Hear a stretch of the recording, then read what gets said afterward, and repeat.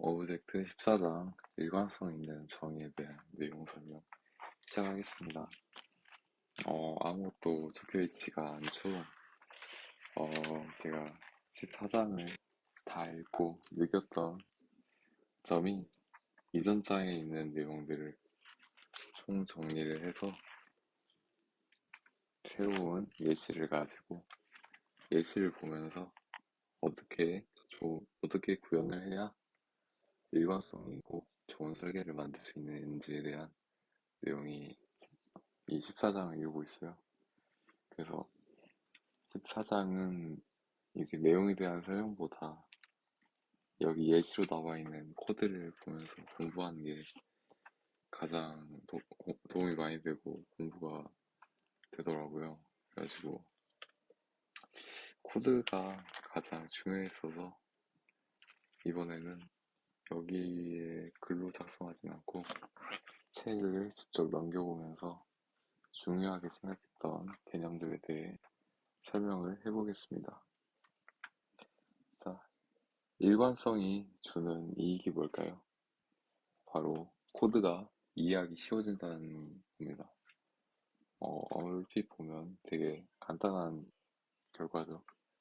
코드가 이해하기 쉬워진다. 근데 이 간단한 개념이더라도 엄청 큰 규모의 프로그램을 구현하는 개발자들에게 코드가 이해하기 쉽다는 건 엄청난 장점입니다. 새로운 요구사항이 계속해서 생기고 기존의 코드들을 돌아보면서 어떠한 코드를 사용하고 어떤 코드를 재사용하고 기존에 없던 코드를 새롭게 추가해야 되는데 그렇게 추가하는 새로운 기능들은 기존에 있는 코드들을 최대한 사용하면서 작성해야겠죠. 그런데 일관성이 있게 기존의 프로그램이 설계되어 있다면 이렇게 수많은 그 큰 규모의 프로그램에서 새로운 기능을 추가한다 또는 이해할 때 약간의 기억력과 적응력만 있으면 코드를 이해하고 새로운 기능을 추가하는데 훨씬 쉽게 개발자가 코드를 작성할 수 있게 된다라는 게 이번 14장의 전반적인 내용입니다. 그 다음은 여기 예시에 대한 내용이 굉장히 많고 한번 넘어볼게요.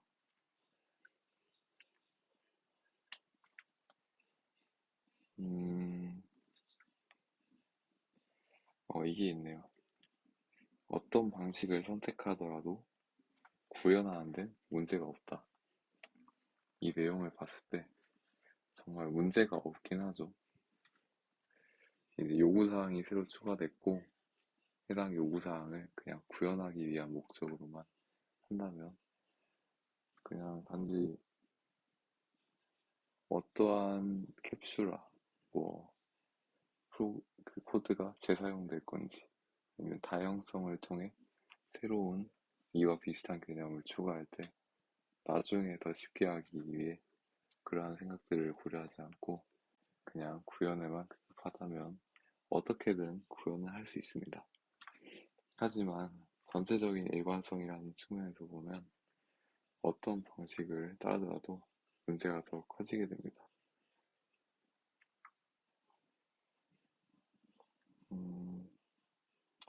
점점 더 일관성이 어긋나게 되는 거겠죠.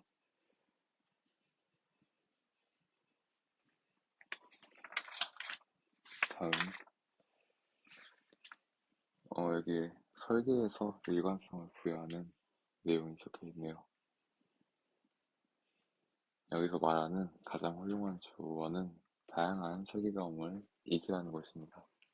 하지만 다양한 설계 경험을 익히는 데는 더 많은 시간이 들고 또 여러 경험이 필요하겠죠. 그래서 이제 두 번째 방법으로 제시해 주신 건 디자인 패턴을 학습하고 변경이라는 문맥 안에서 디자인 패턴을 적용해 보라는 거예요. 여기에 나오는 학습을 디자인 패턴을 학습하고 그런 디자인 패턴을 적용하는 건 이제 15장에서 저희가 설명을 할 내용이 될 것 같습니다. 자, 그러면 설계에서 일관성을 부여하는 가장 좋은 방법은 뭘까요? 계속해서 본 것처럼 캡슐화입니다. 그리고 캡슐화를 구현할 때 저희가 또 공부했던 내용이죠. 변경될 내용과 변하는 개념과 변하지 않는 개념을 구분하고, 변하는 개념은 캡슐화를 하라. 이게 캡슐화 방법 가장 대표적인 방법입니다. 이렇게 캡슐화를 진행하게 되면 설계를 할 때 일관성이 부여되고, 일관성 있는 설계는 변경에 아주 강한 설계, 그리고 이해가 쉬운 설계가 되겠죠. 만약에 절차 지향처럼 코드를 이렇게 다양성의 개념이 아니라 조건문, 그러니까 인스턴스 변수, 타입과 같은 인스턴스 변수를 적용해서 해당 로직을 if문에 따른 줄기로 이어지게 되면 어떻게 될까요? 일관성이 없기는 물론 변경을 할 때 이유가 한 가지, 두 가지 이상이게 됩니다. 저희가 이전 장에서 설명했던 것처럼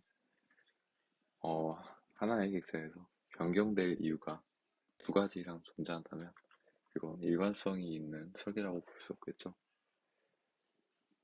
그러면 변경을 할 때 다른 부분은 변경에 그대로 노출되게 되고, 변경에 노출된다면 기존에 작동했던 기능들이 정상적으로 동작하지 않을 수 있습니다.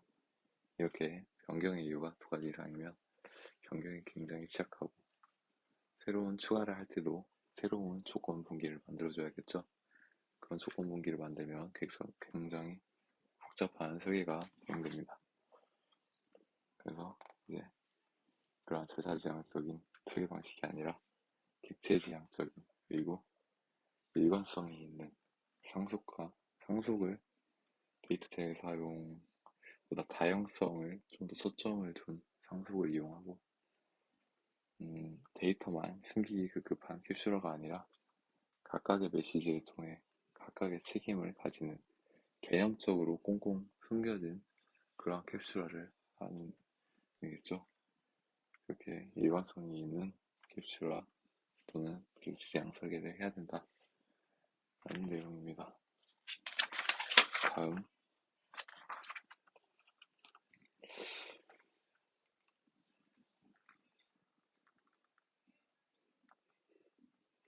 그렇네요. 방금 말씀드린 것처럼 단 하나의 이유에 의해서만 변경돼야 하고, 클래스 안에 모든 코드는 함께 변경돼야 된다라는 방금 말씀드린 조건을 단일 책임 원칙이라고 단어를 이름 지어서 개념화하고 있긴 합니다. 자, 그러면 여기 책에 나와 있는 일관성 있는 협력을 위한 지침 두 가지도 한번 알아보도록 할게요. 첫 번째는 변하는 개념을 변하지 않는 개념으로부터 분리하라. 두 번째, 변하는 개념을 캡슐화하라. 이것도 금방 말씀을 드렸던 내용이죠. 근데 이게 계속해서 이 책에 계속해서 나왔던 내용을 다시 한번 강조해 주시면서 잊어버리지 말아라 강조를 해주시고 계십니다. 다음 넘어가 볼게요. 방금 또 말씀드린 그 캡슐화에 있잖아요. 데이터만 감추기 급급한 게 아니라 각자의 책임을 온전히 감춰서 개념적으로 꽁꽁 감춰라. 그런 캡슐화를 이제 설명이 아니라 개념적으로 이제 명확하게 보자면 네 가지가 존재합니다. 데이터 캡슐화, 메서드 캡슐화, 객체 캡슐화, 서브 타입 캡슐화, 네 가지가 존재하네요. 데이터 캡슐화는 방금 말씀드린 것처럼 데이터를 숨기기, 접근 수정자 프라이빗을 이용해서 직접적으로 수정하거나 조회를 할 수 없도록 하는 게 데이터 캡슐화입니다. 자, 다음 메서드 캡슐화. 이거는 메서드도 접근 수정자를 지정할 수 있죠. 어떤 건 퍼블릭으로 수정할 수도 있고, 어떤 건 프라이빗으로, 어떤 것도 프로텍티드, 디폴트 여러 가지 접근 수정자를 이용할 수 있습니다. 데이터 캡슐화 같이 메서드도 접근 수정자를 통해 보호하고 일부만 사용할 수 있도록 하는 게 메서드 캡슐화입니다.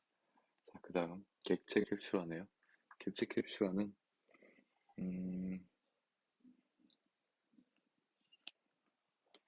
합성에 대한 개념과 가까워요. 어떠한 객체, 그러니까 클래스에서 이 클래스가 사용하는 인스턴스 변수, 그 인스턴스 변수에 할당되는 또 다른 클래스를 인스턴스 변수로 할당을 했을 때 인스턴스 변수로 할당을 했을 때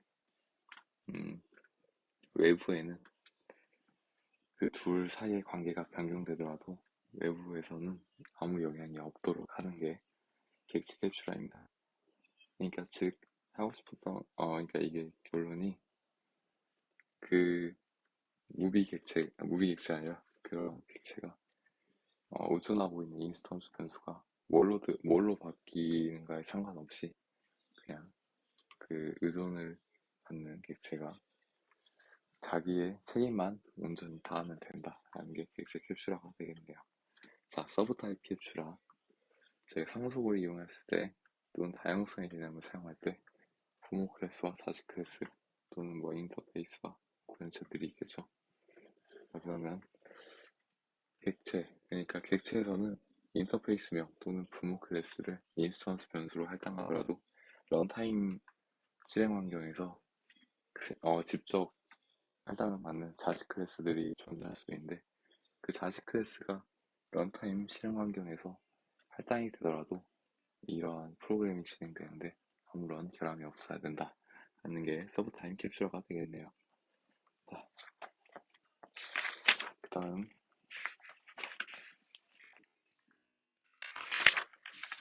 계속해서 변경을 캡슐화하는 게 좋다라는 내용이 나왔었고요. 넘겨보자면